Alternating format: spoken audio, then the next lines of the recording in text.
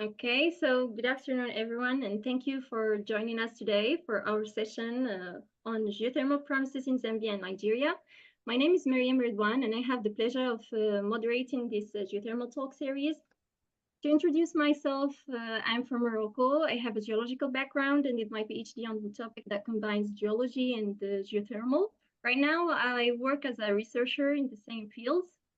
So to start our meeting, let's agree that geothermal energy represents a promising frontier in the quest for sustainable and renewable energy sources, as the world is increasingly turning its attention to the clean energy in general. So countries like Nigeria and Zambia, like many other countries in Africa, but also worldwide, are exploring this untapped energy potential. So today we have with us two distinguished guests who will be sharing their insights on the current state, the opportunities, and the challenges of geothermal energy in these two dynamic countries. So before we dive into our discussion, I'll give you the floor to introduce yourself. Let's start with Prince Will. Thank you very much. My name is Prince Will Okechukwu. Yeah, I'm the founder and CEO of 3&3 Consult Limited, and I also double as a geothermal geophysicist, of which I'm more preferred to be called. The 3&3 is, of course, the first geothermal energy startup in Nigeria and in whole of West Africa. And what we are trying to do is to put Nigeria on the map within the renewable energy discussion as relating to geothermal energy.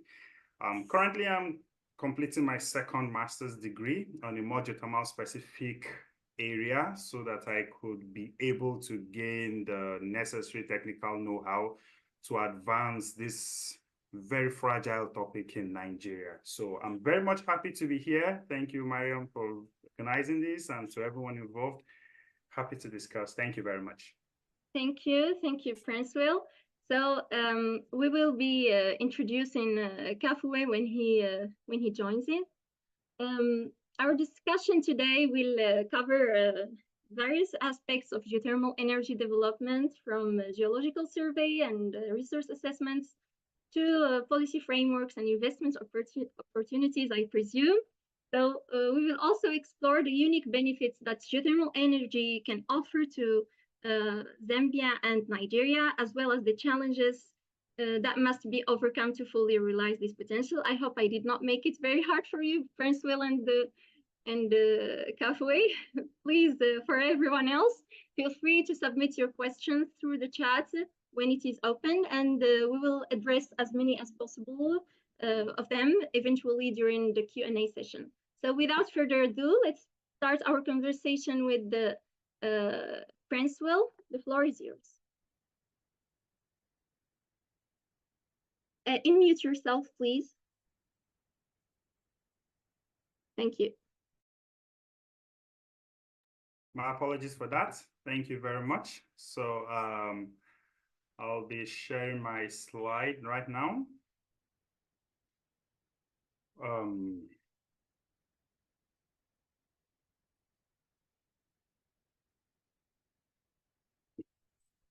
Thank you very much once again for the opportunity to be here.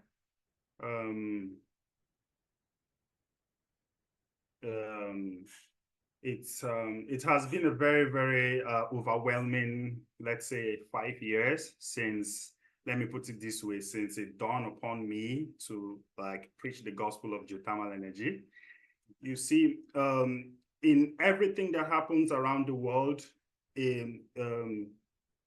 in every space one finds himself, especially as a scientist, they will try very much possible to be part of it. And Nigeria is basically a country with over 220 million people, one of the most populated countries in the world. And in this geothermal energy space, there is a lot to catch up with. But at the end of the day, geothermal energy has as much traction as it can get everywhere in the world. We just have to make do with our geological what we have to our geological history and the legs. So as I said, 3 and 3 is pioneering the development of geothermal energy in Nigeria. Our mission is basically to include Nigeria in the map, of course, and with our to bridge the gap per se and the like. So we are involved in promoting sustainable energy solutions and economic growth per se.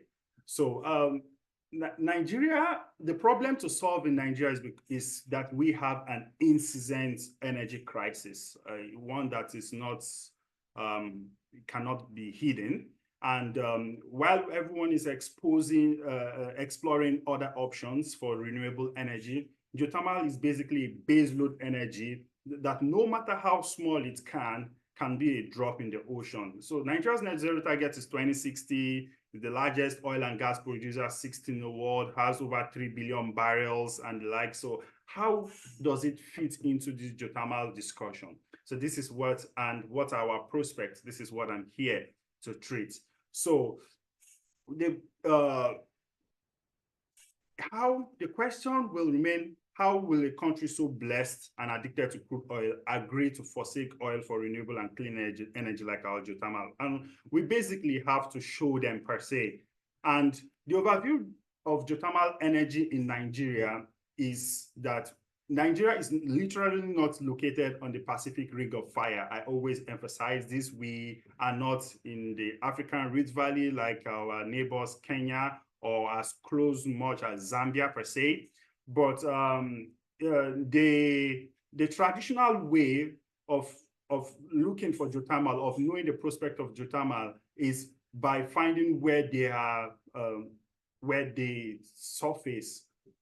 What I mean, where there's geothermal phenomenon above the surface. And there has been three such sites in Nigeria so far, of which the flagship region, which my startup is currently working on, is at the Ruwenzori Hot Spring region, located at the northeastern part of Nigeria. We have our paper with that can be found online. But what do we do when we are not really blessed geothermally and geologically, with respect to geothermal, I should say? We look for this subsurface manifestation. So geothermal in Nigeria is working with this, and we are not, as I said, we are not in a geothermal hotspot. So the potential of geothermal energy in Nigeria is also with our oil and gas history. We have a lot of thousands of abandoned wells or spent wells that can be repurposed for low enthalpy geothermal use per se, and all of this can be used. The geophysical techniques available for us in Nigeria, you have to forgive me so much because I'm first of all approaching this topic in a geological way by virtue of my profession, is that we are using available technologies that we can afford yet, but we still have a long way to go, and which is using aeromagnetic data acquisition and processing, whereby we use spectral analysis to do the depth and the heat flow estimation. Then we model, as our paper has said. The potential of Nigeria with respect to geothermal in this region is very high, because some researchers, have proven that the depth to the resource can be between 2 to 3 kilometers or 1.95. So the prospect is very, very much high. And judging from what people have been able to achieve around the world with similar resources, we can say that in the 3 potential geothermal sites that have been known now in Nigeria, plants of minimum of 12 megawatts can be established. And we are not in the forefront trying to argue in this space with the likes of Kenya, who are almost hitting a gigawatt in power. But in every little way, we can help offset the carbon emission, we can help offset greenhouse gases emission, we can help provide cleaner energy. This is what 3 and 3 is interested in. Even 100 megawatts of electricity, or even 1 gigawatt electricity from oil and from geothermal cannot offset the needs and the crisis of a country such as Nigeria. But we are trying our our possible best to make use of the little that we have. The role of oil and gas in the geothermal development of Nigeria is about, as I said, repurposing the oil and gas wells and the likes, and more so the skilled workforce that we have. The skilled workforce that we have is as important in this in tripling the geothermal energy in the world right now, as is the discourse right now, as much as the resource itself. And we have the drillers, we have the reservoir engineers and the likes. And we in Nigeria have this. We have this we have a pool of options to choose from. People who have 15 years, decades of experience in the oil and gas industry. But our current challenges is the lack of infrastructure and investment and regulatory and policy barriers. I can stand here today to tell you that we do not have any regulatory or policy with respect to geothermal energy in Nigeria. What we mainly have at this point is for renewable energy sources and mainly for solar, and we shouldn't call natural gas, but yes, Nigeria is promoting natural gas to aid its 2060 net zero goal. So, but we are facing a lack of infrastructure, a lack of investment, regulatory and policy barriers, and limited local expertise in research for geothermal. So, but the recommendation we can all say for this is government incentive and policies, of course, and collaboration with international bodies and with other organizations in which we are very much blessed with. The case study of 3 and 3 and with geothermal in Nigeria, sorry, I'm wrapping up, it's pioneering this research and development per se. Our key achievements have been with identifying the resource, doing the basic works, and we have more researches coming along the way, so that before we hit in the investment per se that is needed to develop this source in Nigeria, we could have gotten more details, more specifics, more geophysical specifics to work with. And the role of geothermal energy in Africa is, in general, not only Nigeria, is very, very much high. Thanks to Kenya, thanks to Djibouti, who are getting in now, thanks to Tanzania, they are really putting Africa on the map. And in Nigeria, we are very much happy to do the best we can. We just need time. Thank you very much.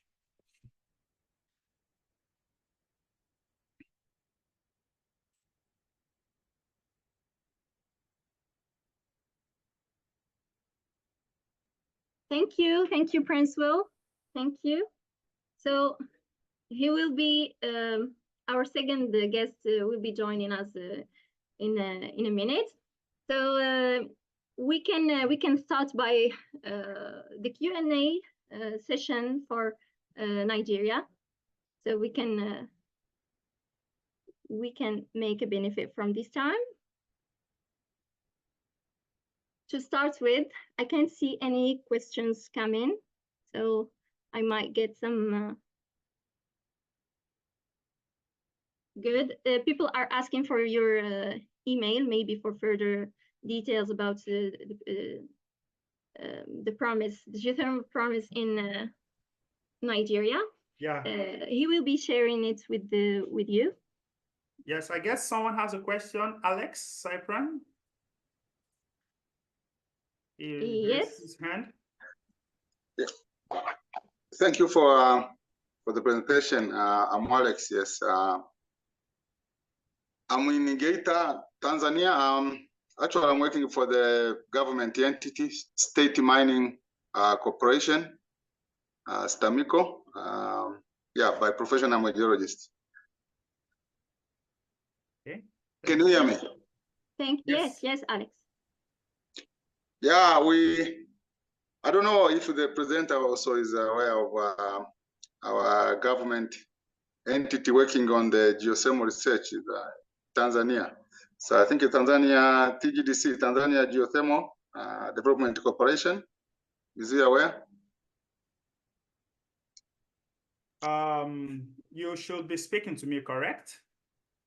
Yes, yes. We also have a potential in geothermal in Tanzania because yes, we have the Rift Valley and the volcanic activities throughout the country. All right. Thank you very much.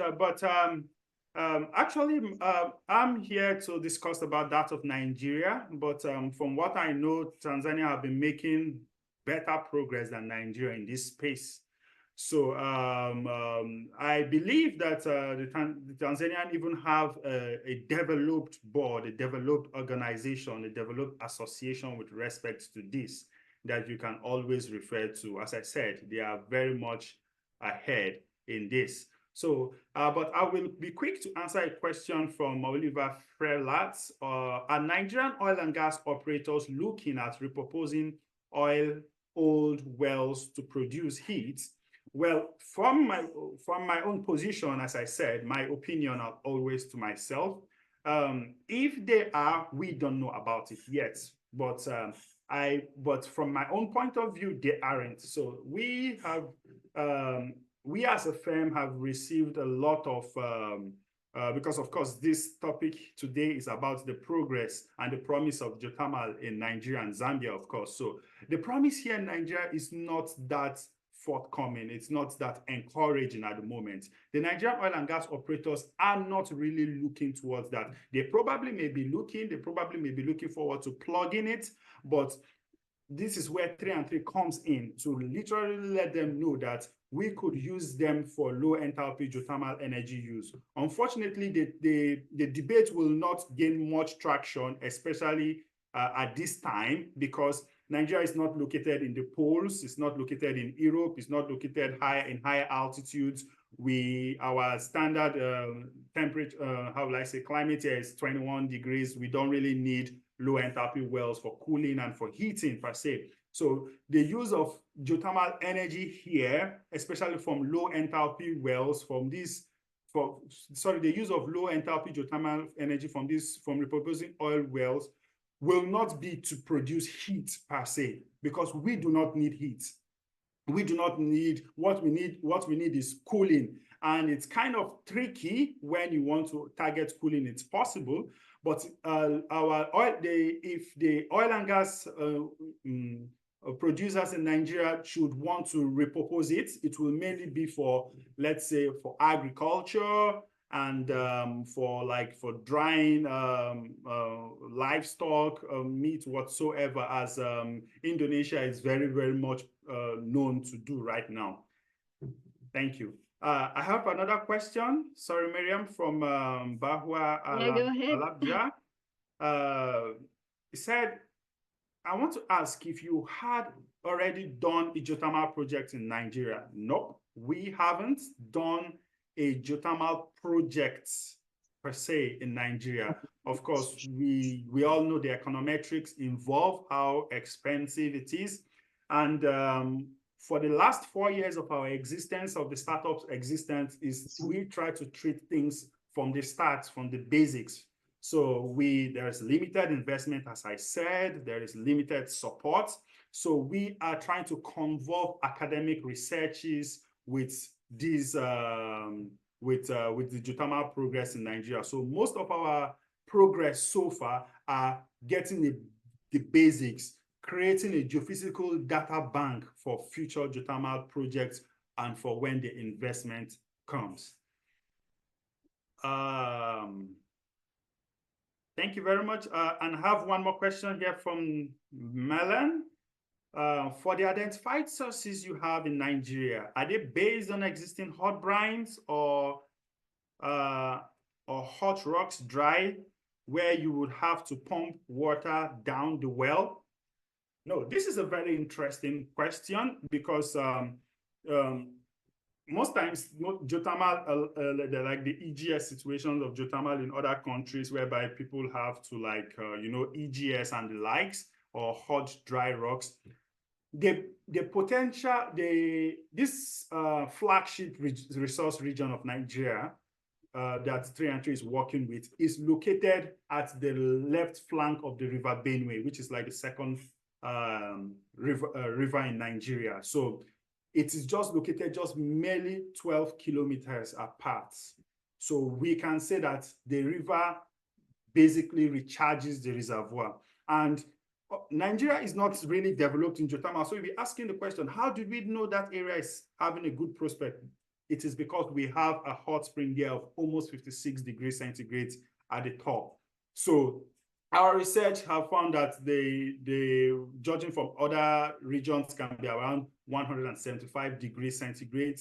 The resource, which is steam, basically at this point at almost 1.9 kilometers down. So we can say that the River Benue is recharging the reservoir, causing an artesian well or a hot spring per se that allows for the hot water to be coming to the surface.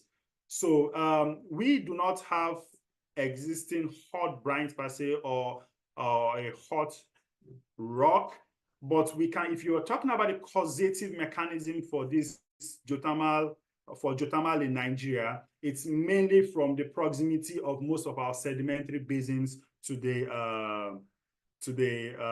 shield per se, to the basement complex. Because in this region in Nigeria, for the Ruwenzafi hot spring region, is very special because there's a formation called the Bima Sandstone Formation. It is the only place in Nigeria it can be found as an outcrop, and it is the only formation directly overlying the basement complex. So we can say that the sedimentary terrain is thinner at that point, which allows the causative source of the geothermal, which is, we believe it's magma that is deep down in the surface, to, like, by virtue of convection, also advection, heating the reservoir to form a geothermal hot spring. So I don't know if I answered your question, Marlon. So I have one more question, Miriam. It's from Kariaga. Okay. Are oil and gas operators in Nigeria open to sharing well gradient data that can help in de-risking geothermal projects? At this point, I'll have to tell you a personal experience for myself. During my first master's degree in exploration geophysics, I studied exploration geophysics for my first master's degree at the first petroleum dedicated university in the whole of Africa, which is the Federal University of Petroleum Resources in Eferon in Nigeria. My topic was supposed to be on repurposing spent oil and gas wells for geothermal energy use. Like, that is what I wanted to do. But to get the well data, that data was so difficult. I was met with a no, sometimes it was not really forthcoming. This is why oil and gas, as you already know, is chief and is reigns supreme in Nigeria. And most of these organizations, of course, it's the normal thing to do.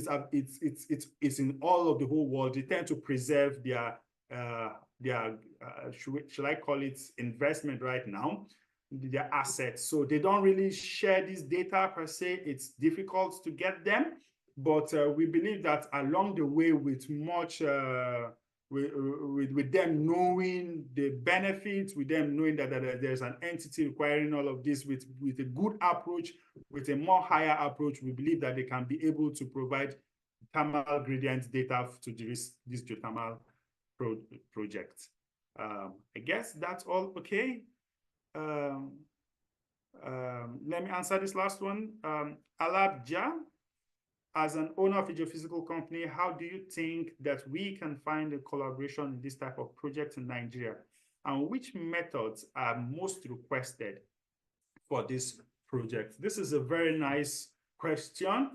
Of course, my background is also in geophysics. Even this, my second master's degree is even in geophysics. So we start from the basics, the more affordable. It's not like we have a choice to choose aeromagnetic or the magnetic or other passive geophysical methods, but passive geophysical methods are the first to be taken advantage of before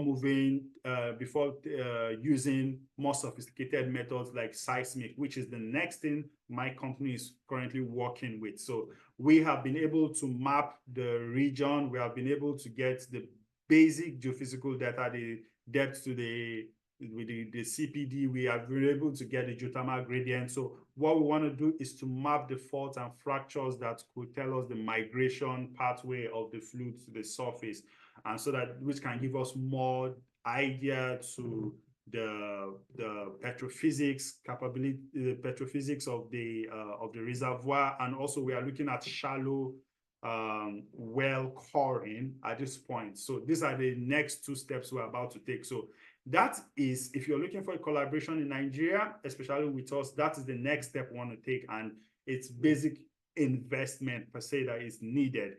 And the methods that are to be requested for this project cannot be one, it can be two, and we are very much happy to discuss with respect to the geology and the rheology of the area. Thank you very much. I don't know if the question is good, but Bahua? Yes, I guess that will do. I myself have a question, if you allow, and if time allows it. So, what are the key benefits of geothermal energy in terms of the economy and the environmental impact that can bring to Nigeria in particular? If you can just give us specific aspects that would be well impacted by enhancing the geothermal development in Nigeria. Okay, this question is super easy because judging from the socio-economic status of Nigeria, I guess this year alone, our national grid has failed twice. I stand to be corrected. And when I mean failed twice, I believe it's a situation whereby the country is in entire blackout. So you should try to imagine that kind of scenario. And it's something that's incessant, it happens a lot. So as far as the market is concerned, there is a lot of market. If you can be able to even produce 2 gigawatts of geothermal power in Nigeria, it will be swallowed up immediately. There is a huge potential. Nigeria is a sink currently for energy right now. It's looking for it one way or the other. And of course, we are famed for oil and gas, but that doesn't mean it's really cheap either. People can't even really afford to buy gas or to buy petrol for their generators and the rest. So it's a very, very serious crisis down here. The target market is there. Nigeria, from my Nigeria is basically how will I say, the southern part is more developed than the northern parts, if we should exclude Abuja, which is the capital, which is in the north, of course. And the northern part is where at least 2 of these geothermal resources are being found. And one of this Ruwan Zafi hot spring region that my company is working with very much closely is just located barely 10 kilometers away from the Dangote sugar refinery. And of course, you know, Dangote is the richest man in Africa, having one of the largest sugar refineries and the rest. So the refinery, or his own sugar refinery, produces about 15 megawatts of internal power from gas turbines.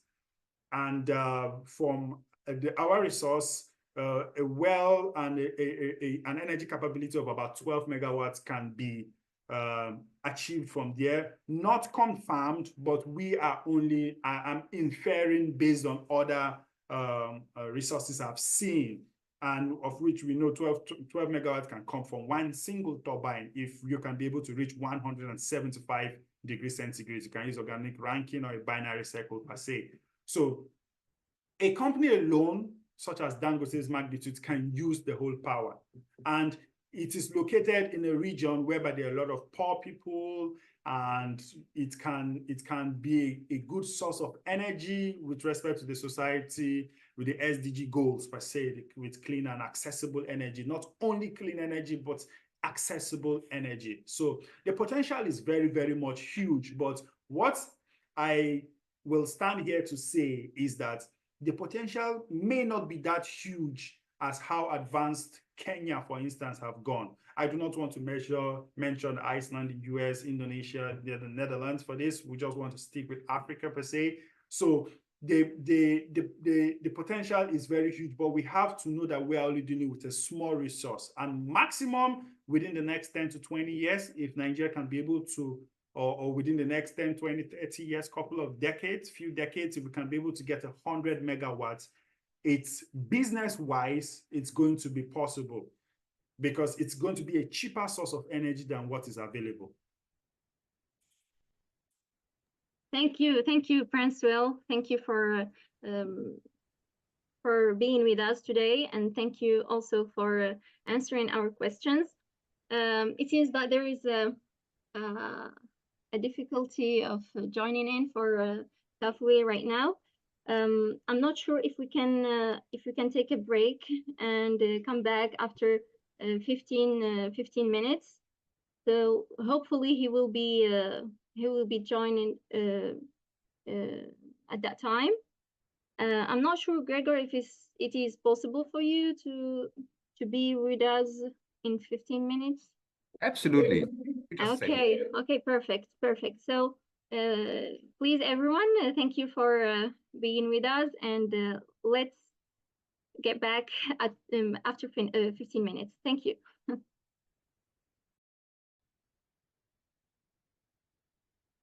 Yes, loud and clear. Thank you. Can you please open your mic, and you obviously did. Can you please open your video?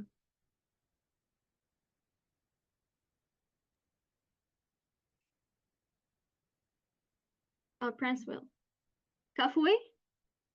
No. Hello? Hi. Are you with us? I am. Can you hear me? Yeah. Sorry for not. I couldn't see you because your name was Miriam Redwan. I kept looking for Kafue. Okay, I was just shocked because according to the time Yeah. is indicating that it's supposed to start at 16:30 Central African time, or standard South African time. Oh, it's East African time. I'm sorry. Oh, East African time, EAT, yeah. we don't use East African time in Zambia. We use standard South African time. Okay. Yes. No problem. Can you share your screen, your presentation, or I shall do it? You can share it. You can share it since you're on the other side. Okay. Yes.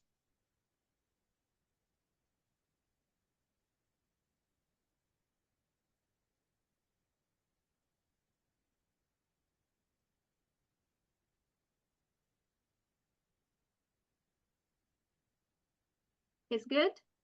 Yes, it's fine. Okay.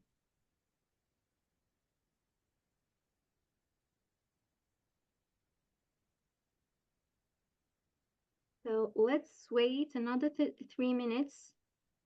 Okay.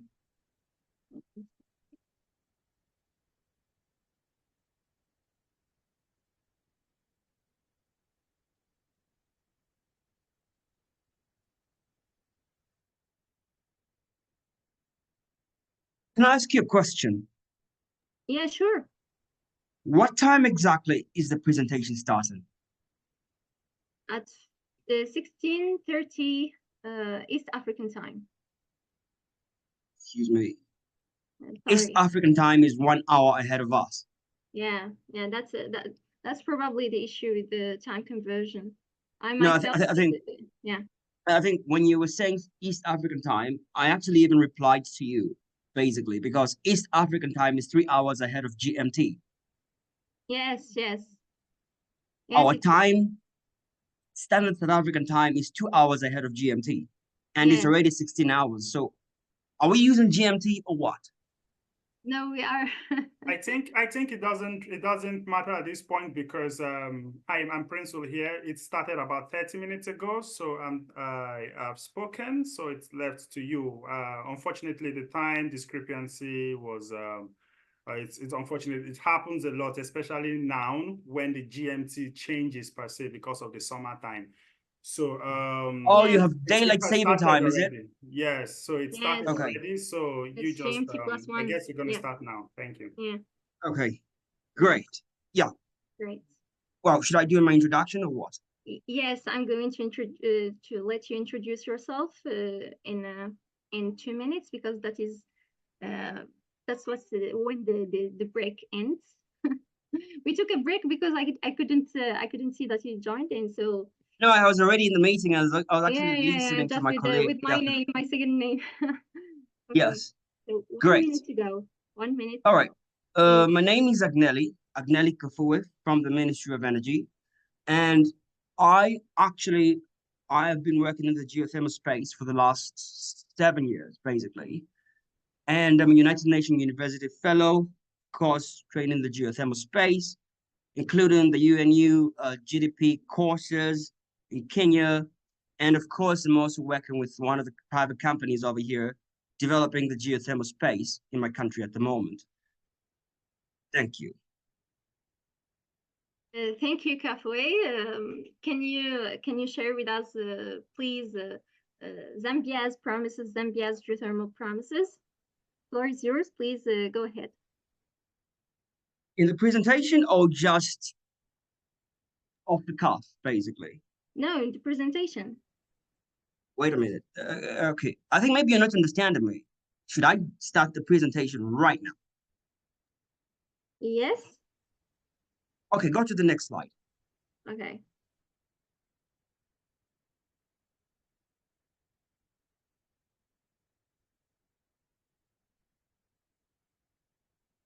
Yes. So this is how it is in terms of power generation in my country, Zambia. First of all, we're predominantly a hydro-based country, basically, and we are about 81.5% of our installed capacity, which is predominantly hydro, which translates to 2,704 megawatts. And of course, this is followed by coal, which is 9.9%, which is about 330 megawatts. And diesel, of course, is standby, which is 84 megawatts, is of course one which we use, of course, in terms of emergencies. We also have heavy fuel oil, which is one of the components we generate with, and it's 110 megawatts. The other one, of course, is the solar, which is 89, of course, megawatts. And the grand total comes to 3,318 megawatts of installed capacity. Next slide. Yeah, so when you look at it, this is actually the core share, basically, of the way it is in terms of how our generation is. You can actually see the blue part. The blue part is indicating on the left that actually we are predominantly a hydro-based country. But you know, when you're predominantly based hydro, you are very prone to climate change, especially when you have droughts. Currently, right now, we are actually having load management, basically, what is called power rationing, because we have actually a deficit of about 1,000 megawatts, basically. So clearly, it's indicating that we are obviously have to move away from depending on hydro to now diversifying from the hydro to the other energies, specifically geothermal, because it's base load. And the good thing is that it's not dependent on the weather. Next slide.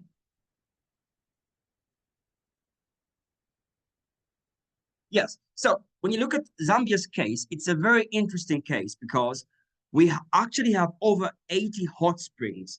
And the thing which is really interesting, of course, is the fact that we actually started geothermal development ourselves, or explorations, in the 1970s. But then the main important thing which we were looking at was we were looking at producing salt from geothermal brine, basically, as a derivative.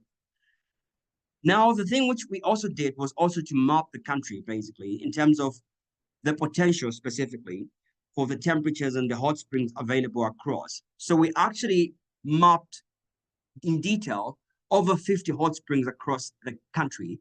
And with the surveys we did, we actually did a detailed geochemical analysis. And apart from that, we also did the comprehensive geological assessments, definitely. The thing which is remaining right now, of course, is the aspect of the geophysical component in all the hot springs. Now, we know which hot springs, of course, are the best. And then from there onwards, we had to narrow in terms of the best hot springs which we can actually exploit. Next slide. So when you look at Zambia, of course, the geographical location, maybe some of the colleagues don't understand where Zambia is situated or don't know where Zambia is situated. We're actually situated in Southern Africa. On our west, we have Angola. On our southern part, we have Namibia, Botswana, Zimbabwe. And then on the eastern and southern part, we have Malawi and Mozambique. And then on the northern part, we have the DRC, and also we have Tanzania. And those are the dots where the geothermal hot springs are situated over there. Next slide. So when you look at that, at the moment, we have a very active project going on at the moment. And the most interesting is that for the last 8-9 years, we have actually been doing comprehensive exploration. And with that, the thing which has actually happened, we have moved beyond just the exploration part, but now we've moved in the stage of actually development, basically. Because when you look at it, it's quite interesting because Zambia is actually situated in the western branch of the East African, Great Reef African belt itself, definitely. Most of the times when people talk about geothermal in East Africa, they talk about the volcanics. But for us, we're a sedimentary based geothermal system, which is the deep flow systems, basically. So which means we're low to medium temperatures. So it's quite different from what people have in terms of the Kenyan side, of course, of the eastern branch of the East African rift itself. So Zambia is actually predominantly on the Karoo Basin, down all the way to South Africa. That's where we even have hot springs all the way to South Africa over there. Next slide. So this is actually how the Karoo Basin is. When you look at the Kalahari Craton, so Zambia is actually right over there in the middle of the craton. And you can clearly see that on the other side, it actually passes through Zimbabwe, going all the way, touching Malawi and a little bit of Mozambique. And of course, going to Botswana, where there are a lot of diamonds over there. This is the same belt, basically. So this is how the Kalahari Craton is. And then in the northern part, we have the Congo Craton. So this is how it is situated. So for us in Zambia, we're actually predominantly on the Karoo Kalahari Craton. That's where most of the hot springs are situated. Next slide. So with our project we have actually undertaken with Kalahari Geoenergy, we have actually done a comprehensive geothermometry in terms of estimations, of course. We have even done not only just the aspect of the surface temperature measurements, but we've actually done actual drilling itself. And these are the temperatures we actually found when we did the actual drilling. And when it came to the geothermometry, first of all, these are the temperatures we actually attained in the specific wells we actually drilled. Of course, it's really, really interesting, of course, in terms of the range, definitely. And it's clearly indicating, of course, low to medium temperature type of system. Next slide. So when you look at this over here, it's very, very clear in terms of the 3D model, which we actually did. Of course, we have a geothermal model, which we developed in the same Wengwa River geothermal project itself. And it's really, really interesting because when you look at it, it's actually a Proterozoic metamorphic basement itself, and it's mostly on the southern bounding fault itself. And the other thing which is really interesting, it's actually the aspect of the temperatures we actually did. When you look at the bright green component over there, the temperatures are ranging up to 110 degrees. But then when you look at the part beyond that part, the temperatures, of course, which we actually did upon drilling, we actually started getting temperatures as high as 130 degrees Celsius. So the volume, of course, is indicated over here in terms of the kilometers cubed over there. And these are the coordinates which have actually indicated. So this is the result. These are the results we actually did upon the drilling component. Next slide. So this is what we did in terms of the actual reservoir temperatures, in terms of the heat in place itself, and of course the reservoir area itself. So it's clearly indicating that from the time we did the temperature rigs themselves, it's clear that the one we got in terms of the lowest was actually 130 degrees. And when we were going below 140 meters, the temperature was rising. That's where we actually ended up over there. But then further exploration started. And then, of course, when you look at the probability of the power density over there, it's indicating, of course, the P9 over there is about 6 megawatt. The P50 is 19. And then the P10 is indicating 57 megawatts over there, according to the power density part over there. And the density, of course, is indicating between 2 megawatts to 9 megawatts per square kilometer. And these are the heat flows we've actually discovered. And of course, when you look at the part of the right part over there, it's indicating a range of 2.3 to 26.5 megawatts. Next slide. So these are the pictures I can actually show in terms of the actual activities we undertook. It's very clear, of course, and very important that a picture speaks 1,000 words. I had to include these pictures for you to actually get a little bit of a context. So the Wangwa geothermal site is actually at the edge of the Loch Never National Park. And this is where we were actually doing our explorations. And this is where we also have one of the hot springs. But then, of course, in this area, this is where we actually commenced the actual drilling. And of course, we even had the wellhead properly over there. Next slide. As you can see over there, there's a wellhead properly indicated, and then we actually installed it properly. And that was after we discovered the temperatures above 130 degrees centigrade. And now that is really interesting because when you look at the delta T itself, it's indicating that actually, when we use organic ranking cycle, that is very feasible for us to actually commence power generation or electricity generation. And that was really, really encouraging for us because the minimum temperature which we were recommended was 120 degrees. Below that, we were indicating that it would not be feasible to produce electricity. For us, we were beyond 130 degrees. So that was very, very encouraging for us. And we were even toasting champagne that we actually had found something that is workable for us to move to the next stage. Next slide. So when you look at the way it is at the moment, the way it's very, very interesting is that when you look at the way Kenya operates, they have a dedicated geothermal development company, which does the exploration, of course. And then after that, it tenders out whatever it has actually found as feasible to private sector or whomever. And of course, we have other models, but our model in Zambia is slightly different. Our model in Zambia is actually a hybrid model where the government goes in with private sector. We don't necessarily put up the money as the government. What we do is to guarantee private sector of our support, specifically feasibility study rights, for instance, acquisition of land, for example, and also other legislative processes which are usually encountered many other times by a lot of companies, of course, which we remove in terms of barriers. And the other component which we put in as a government, of course, is to collaborate with the communities, which we do on behalf of the private sector. So that is also one of the contributions we actually do.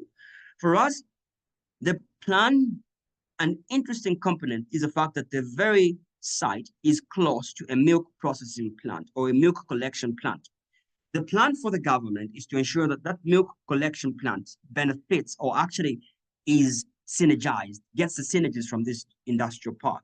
So we're developing an industrial park right now. And at the center of the industrial park, the energy will be coming from the geothermal site itself. And the most important thing is that we'll be doing milk pasteurization at the moment, because currently we have over 90,000 cows in the same area. And then they actually produce a lot of milk, but then the milk is actually processed over 100 kilometers away, which of course is a huge opportunity to be processing the milk locally. So the issue of not only just the direct use application of geothermal, of course, brine, we'll be producing also the electricity.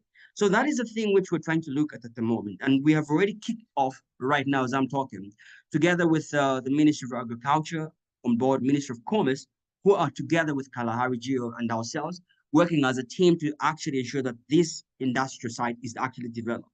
So the way it is that we usually actually bring funding, but what we do is we facilitate grant funding to this site for Kalahari Geo to develop this, and certain components remain for the community. For example, the aspect of milk processing, for instance, certain components become part of the community in terms of ownership. And more importantly, Kalahari also focuses on the electricity part. And also there's this benefit sharing mechanism we're actually establishing at the moment, which is really, really important to ensure that there's sustainability at the end of the day. Because so far already the milk processing component has indicated profitability. So when you actually start integrating other components, for instance, like electricity production, definitely with the grants which we have facilitated, of course, it makes the power plant much more feasible to actually develop much further. Now, when you look at the parts which we have actually drilled, we have drilled up to the depth of 650 meters with actual temperatures of 148 degrees Celsius. And the range, of course, one of the lowest we discovered was 128 degrees Celsius. So when you clearly see the range, it's indicating definitely it's way above the bare minimum threshold of 120 degrees Celsius. And also, of course, the other thing which is really interesting, of course, is what we have calculated in terms of our actual potential for development. We are going to develop the very site in phases. So the first phase is actually going to be targeting 6 megawatts energy, basically. Now, the next part is quite interesting because the initial power plant of up to 120 megawatts is going to be developed by Kalahari Geo. Now, this 112, the 12 megawatts is actually on the same site. So what is actually going to happen is that, first of all, we are actually going to start with the 120 kilowatt trigenerational demonstration organic Rankine cycle plant. And it will be commissioned, by the way, next month, just a few weeks from now. And that will be very important for us because the aspect of demonstration to the community and also to the country at large that geothermal is possible in Zambia is quite huge. The main reason is because we have a lot of hydro generation ourselves. So that is the reason why we need to show people that it's actually able to work in Zambia, first of all, when we use organic Rankine cycle. And that plant has already been designed and it's already been actually shipped to site. And right now, as I'm talking, I just came in from site and they are already doing the actual configurations at the moment. Now, the next part, which is actually going to be happening, of course, in the same multi-facility economic zone, is that the dairy processing for the direct use is actually already underway as I'm talking right now, in terms of the facilitation, and more importantly, of course, the installation of course, the milk processor part and the components for the dairy processing part, so that we already start using, of course, the aspect of the geothermal resource itself. And that is what is already happening at the moment. Now, the next part, which is actually going to happen in January, the component of the demo plant itself will be upgraded to 150 kilowatts in January next year. And that will be very interesting because we'll be targeting the aspect of direct use application and of course for meat processing and of course for agriculture processing, including dairy processing over there. Next slide. Yes. So the most important thing, which is really crucial for us, is the fact that Kalahari Geo, of course, will be incrementally developing this project, of course, with our support. And they will be actually drilling utility scale production wells to a next generation capacity of 3 megawatts in 2025. Basically, next year. Already right now, they've already stationed everything, including the drilling rigs. Everything is actually good to go. So come next year, they're actually going to be drilling, of course, for production well for a next generation of 3 megawatts, specifically for electricity, which means by the time we get to next year, the milk processing would have actually reached a very advanced stage. And now, according to the current schedule we have, definitely what will happen is by the 2027, we would have actually reached 8 megawatts of production of electricity.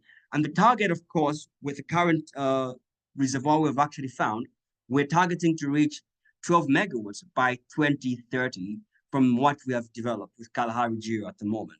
So this is where I can actually come and conclude, and I will thank you for your attention. Thank you. Thank you, Kafu, for the wonderful news and for the nice presentation. Thank you very much. Please, everyone, if you have any questions, don't hesitate to write them or raise your hand so that we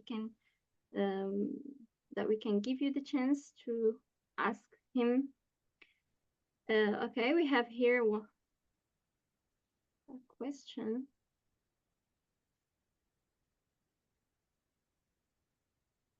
Yeah, it seems like Abeba Bitel is raising up his hands. Great.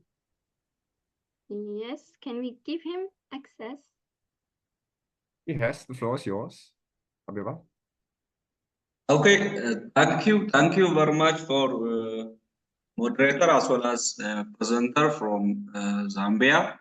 Let me ask some questions from his presentation. Who do you think? Sorry, does I'm reading you? Yes, go ahead. I can hear you properly. Okay, from your tectonic environment, do you think that Zambia is a proper place for geothermal energy production? One question. The other is, what is your experience or what's your government experience related to the equation in geothermal energy? The third question, to date, how much megawatts or how much energy did you produce from this renewable geothermal energy? Thank you very much. Okay, that is very clear. Can I go ahead and respond to those three questions? Yes, yes, of course. Okay, thank you. First of all, the question is Zambia the proper place for geothermal production? That is a very interesting question, and I can understand, especially after attending a few AGEO conferences, basically, where predominantly the attention has always been on the volcanics. Very few people actually focus on the deep flow systems of the western branch, basically, of the low to medium temperatures. And that is the thing which we've actually observed over time. And many of the times is about perception, basically. That, of course, just because you don't have volcanics, then you cannot develop geothermal. I can tell you that we have actually been collaborating with, of course, geothermics, which has developed the 120 megawatts in California right there. And they have the Wabuska Basin, which is similar to the Zambian Basin right now, which we have actually developed ourselves at the moment. They were the ones who were literally helping us because it was more like a mirror image of the Wabuska Basin in California over there. And the good thing is the fact that the challenges they encountered in the deep flow systems were similar. And then they helped us, of course, overcome some of those challenges and barriers. So is geothermal the proper place for Zambia, or for Zambia the proper place for geothermal development? I'll tell you that Zambia is actually the best place for geothermal development. And I'll tell you why. First of all, we are one of the few countries who are quite advanced in the Western branch, for your own information. Many of the countries are still in the stage of just, surface exploration, with exception of Tanzania. But for your own information, we are actually exporting knowledge. Countries, I won't mention countries, but Uganda have been to our country to learn to see how we're actually progressing for the lower temperatures. Tanzania has actually come to learn to see how we're actually progressing in that part. The thing about geothermal, there are two sides. Every time we mention geothermal, everybody thinks of just electricity production. But geothermal is more than just electricity production. And that is why Zambia for us is a huge opportunity, because we're demonstrating to you that geothermal can also be used for productive use. For instance, like direct application use. You can do processing of milk. You can actually do agriculture processing in terms of food drying, for example. Iceland, when I was in Iceland, I remember very well, fish drying is predominantly by geothermal. Space heating is predominantly by geothermal. So for Zambia, it's an amazing opportunity for us to demonstrate to the rest of the world that geothermal is more than just electricity, but also direct application use, which we have already kicked off. The next question you ask is the government experience about geothermal development. From the government experience, it has been an interesting experience because the first geothermal plant we actually developed in Zambia was in 1987 with SPA of Italy. And that is the first time we developed it, but we could not actually evacuate the power because it was too far away from the actual grid. So it has actually been there for quite some time, up in the northern part of the country. But our experience is that partnering with private sector is better because you make development for the actual project faster, because that you remove all the barriers for private sector, and the private sector easily move forward in terms of getting funding and, of course, investment. We actually use Kalahari Geothermal as our own a flagship whenever we go anywhere else for conferences and around the world, because we know that once Kalahari develops that component, we know that the whole industry develops. So our experience has actually been very, very encouraging. And of course, it's a new experience where a new model can actually be developed, and other countries can also learn on how we can actually develop geothermal with private sector hand in hand. The other one is in terms of how much geothermal has been estimated, of course. What has actually been estimated in the recent actual survey was about 1,000 megawatts of geothermal potential in the Zambian basin, of course, in the Karoo basin right now at the moment. That is the latest estimate we have actually done in terms of estimation. Thank you. Thank you, Kafue. I totally agree with what you said about the first question about production of electricity and the direct use. People often confuse between everything or nothing. But we always can do both. Can try to generate electricity and get electricity out of geothermal energy, of course, if the settings are all well. But if it is not, we can always use this geothermal potential for direct use, and it is not less important than generating electricity, because people need to use it anyway. Thank you again, Kafue. I have here some questions. I'll start with the question of Carlo Cariaga. Which funding instruments are you exploring for further expansion of the Quingua sites? And I also have some other questions. I think that you can answer one by one. Okay, can you please repeat the first question? Okay, which funding instruments are you exploring for further expansion of the Quingua sites? Which funding instruments are you exploring for further expansion of the Quingua sites? Great. Over there, I'll have to get back to you because Kalahari has actually instituted the new latest version, of course, of the latest instruments that we're using, of course, in terms of the lock and temperature locks, definitely. So I'll have to get back to you on the latest they've actually used, because they were previously using the others, which are not really that efficient.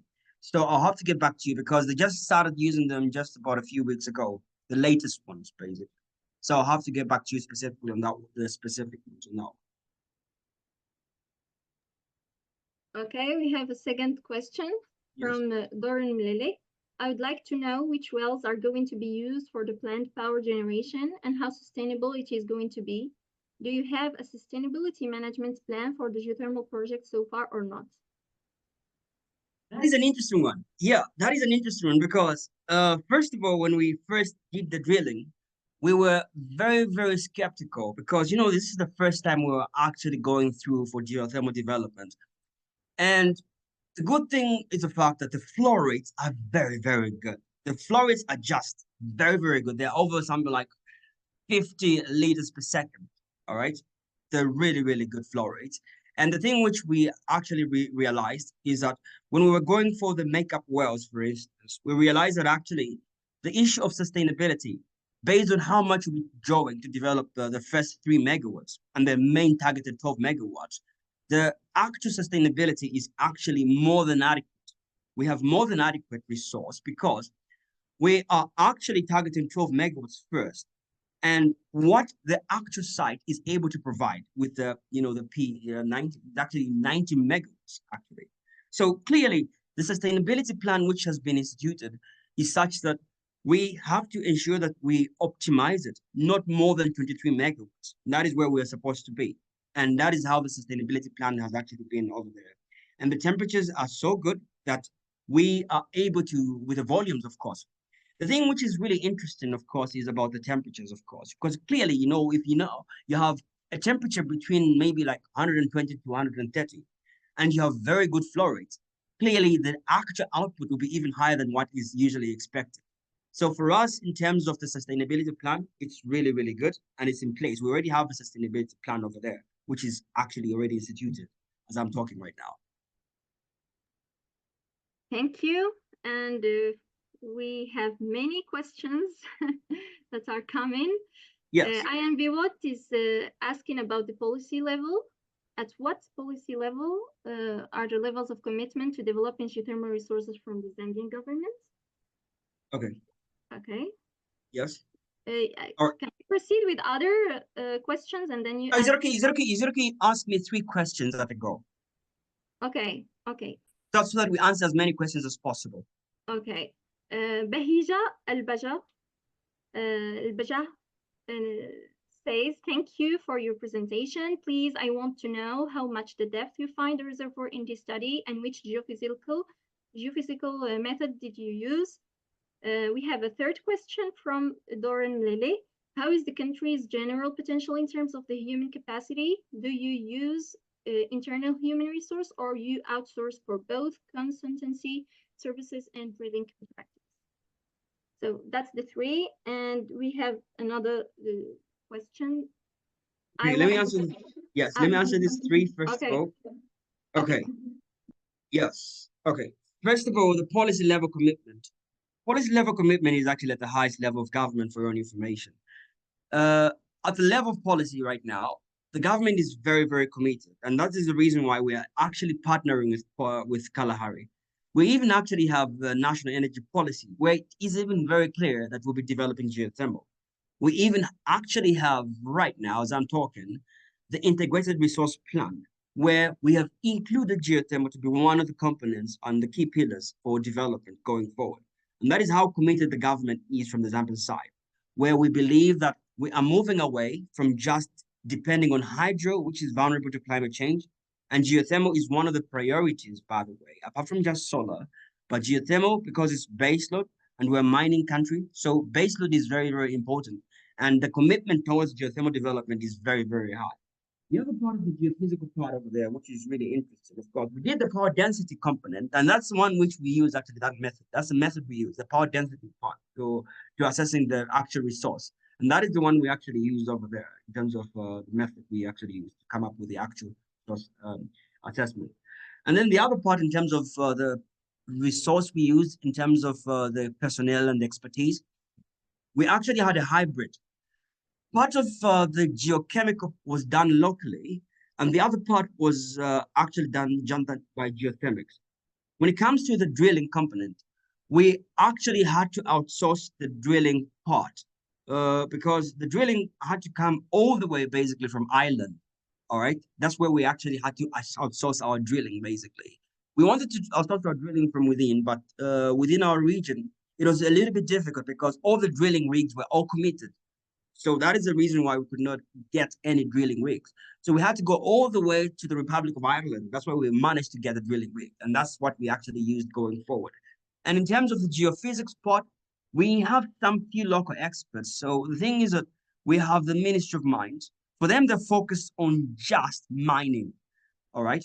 And I know there's a question where someone was asking whether we are actually thinking of extracting lithium from geothermal brine. Well, our geothermal brine doesn't contain a lot of lithium, for your own information. So lithium extraction might not be that feasible. There is, of course, some lithium in our geothermal brine, but it's not yet economically proven. So we're not focusing on that yet. So that is where we are at the moment. So we were actually having a blended approach where areas where we couldn't actually have expertise, we had to outsource overseas. And areas where we had no actual equipment, for example, like the MTs, magnetolorics for exploration, we had to outsource from overseas, including the rig. That's what we actually did over there. Thank you.